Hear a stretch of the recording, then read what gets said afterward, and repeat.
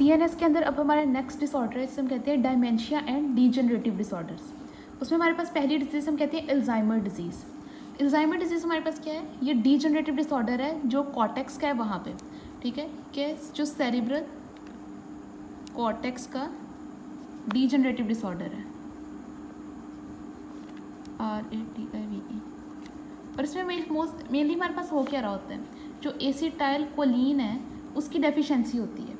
यहाँ acetylcholine transference enzyme जो है वो नहीं बन रहा है, तो एज अ रिजल्ट एसिटाइलकोलिन की डेफिशिएंसी हो गई है और सेरेब्रल कॉर्टेक्स का ये डीजनरेटिव डिसऑर्डर है। फिर हम पहले इसके देख लेते हैं कि इसके अंदर जो कॉजेज़ है वो इसके क्या हो सकते हैं। डायमेंशिया के कॉजेज़ हमारे पास क्या हैं कि पहले तो एज, जो ओल्ड एज के अंदर हमारे पास जो वर्कर हो सकते हैं, और हमारे पास क्या हो सकता है इसका कॉज, जैसे कि हम लोग कह सकते हैं कि हाइपरटेंशन है, ठीक है, टाइप 2 डायबिटीज़ है,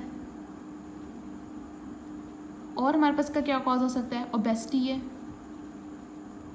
ठीक है, जेनेटिक कॉज है कि पेशेंट की फैमिली हिस्ट्री है इसकी, और हमारे पास का कॉज क्या हो सकता है कि अर्ली एज के अंदर डायमेंशिया का बकर होगा डाउन सिंड्रोम के अंदर, ठीक है, उसके अंदर हमारे पास जो at the age of about 40 years के अंदर जो डायमेंशिया कर हो सकता है। यहाँ पर हमारे पास जो है एक होता है पर्सनेलिन 1, और साथ में हमारे पास जो है पर्सनेलिन 2 जो जीन है उसके अंदर हमारे पास क्या आ जाती है, म्यूटेशन हो जाए, तो ये हमारे पास जो डायमेंशिया है। डायमेंशिया हमारे पास क्या है कि सेरेब्रल कॉर्टेक्स है उसके अंदर की डिजनरेशन हो रही है कि, और हमारे पास जो एसिटाइलकोलिन की डेफिशिएंसी हो रही है, एज अ रिजल्ट हमारे पास जो सेरेब्रल कॉर्टेक्स के अंदर जो डिजनरेटिव डिसऑर्डर आ रहा है, और ये हमारे पास इसके कॉजेज हैं।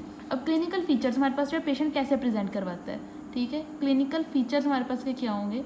सबसे पहले तो ना हमारे पास मेमोरी लॉस होगी। क्या होता है, मेमोरी लॉस। पहले हमारे पास जो है short term memory and which can further leads to long term memory. पहले शॉर्ट टर्म मेमोरी लॉस होगी, फिर हमारे पास जो है वो लॉन्ग टर्म मेमोरी जो है वो भी लॉस हो जाएगी। और हमारे पास क्या हो सकती है कंडीशन, जो हमारे पास स्किल्ड मोटर मूवमेंट्स हैं, ठीक है, स्किल्ड मोटर मूवमेंट्स वो लॉस हो सकती हैं। उसके अलावा हमारे पास जो बिहेवियरल, यहाँ पे हमारे पास जो पर्सनैलिटी के अंदर चेंजेस आ सकती हैं। और हमारे पास क्या हो सकता है कि जब पेशेंट जो है वो डू नॉट अंडरस्टैंड हमारे पास जो वर्ड, उसकी स्किल मूवमेंट लॉस हो गई है, पहले शॉर्ट टर्म मेमोरी लॉस है फिर लॉन्ग टर्म मेमोरी लॉस, तो इस तरह जो पेशेंट है ना बहुत जल्दी become mute and bed ridden हो जाएगा, ठीक है, पेशेंट क्या होगा, म्यूट एंड बेड रिडन। लेकिन एक चीज़ की इसके हमारे पास जो न्यूरोलॉजिकल डेफिसिट है वो नहीं होता है, ठीक है, न्यूरोलॉजिकल डेफिसिट वो इसके अंदर हमारे पास जो वो नहीं है। ये हमारे पास क्लिनिकल फीचर्स हैं, ये हमारे पास जो इसके कॉज हैं। अब हमारे पास अल्जाइमर में होता क्या है, हम इसकी पैथोफिजियोलॉजी देखते हैं। नॉर्मली हमारे पास एक प्रोटीन हम कहते हैं एमोलाइड प्रिकर्सर प्रोटीन।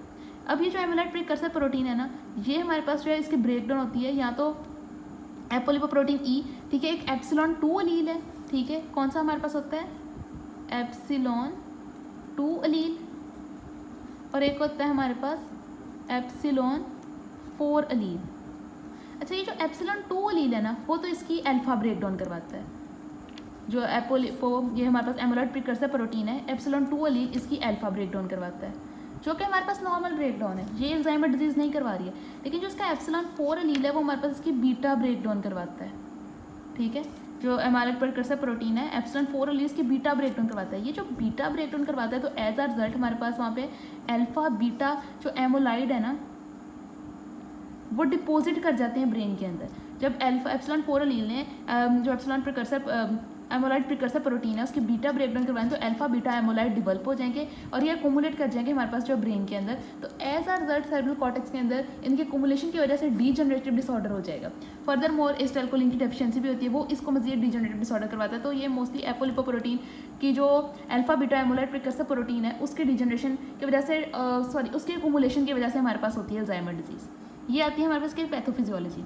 नेक्स्ट फिर हम इसको देख लेते हैं कि हमने इसको जो डायग्नोस कैसे करवाना है, ठीक है, डायग्नोस जो हमारे पास होती है ना, ये जो एपोलिपोप्रोटीन होती है ये हमारे पास जो स्टेन हो जाती है बाय कॉन्गो रेड से। और हमारे पास एक ये हो गया, दूसरी हमारे पास क्या कंडीशन होती है, ये हमारे पास जो एप्पल ग्रीन कलर देती है, Apple green colour on birefringence के ऊपर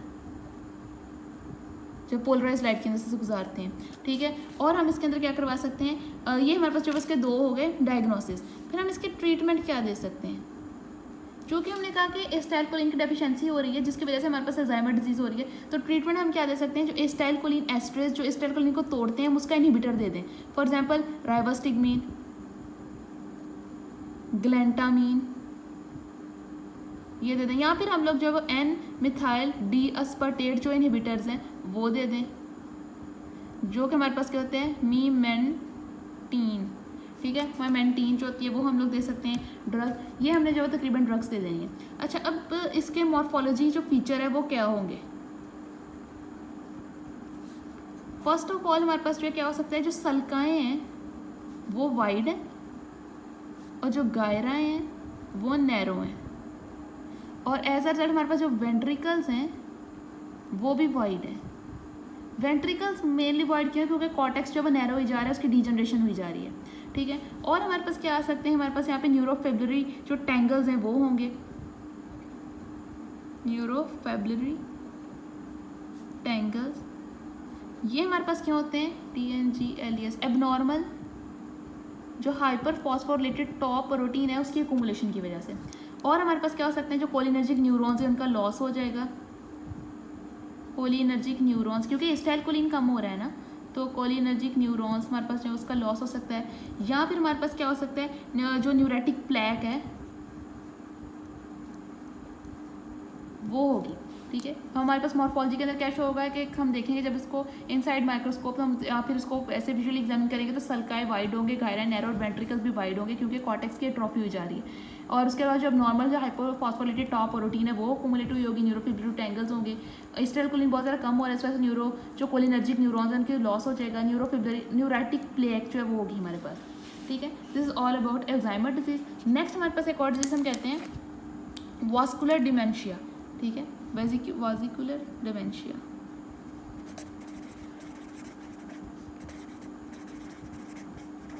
अच्छा, अब इस वास्कुलर डिमेंशिया के ना एक टाइप है, ठीक है, सब टाइप्स हम कहते हैं मल्टी इन्फ्रैक्ट डिमेंशिया।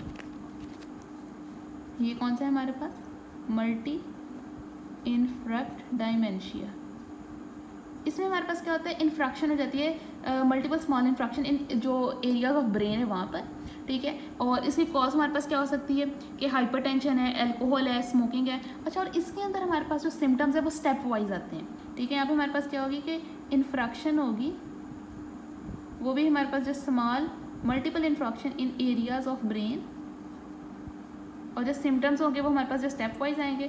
कॉज हमारे पास क्या हो सकता है, स्मोकिंग, ठीक है, अल्कोहल, ठीक है, हाइपरटेंशन।